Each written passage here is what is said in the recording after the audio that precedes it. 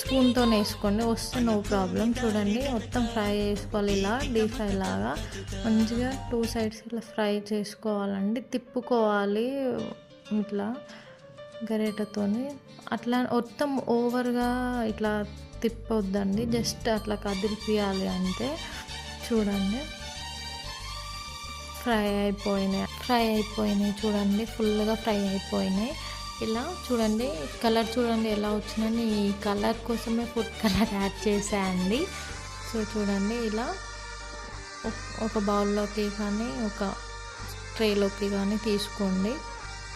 చూడండి ఎలా వచ్చాయో, క్రిస్పీగా కలర్ఫుల్గా బాగున్నాయి, బాగా వచ్చినాయి. నాకు ఇక్కడ సాస్ కొంచెమే ఉందండి.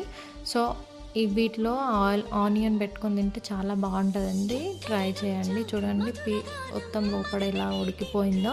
So thank you. సబ్స్క్రైబ్.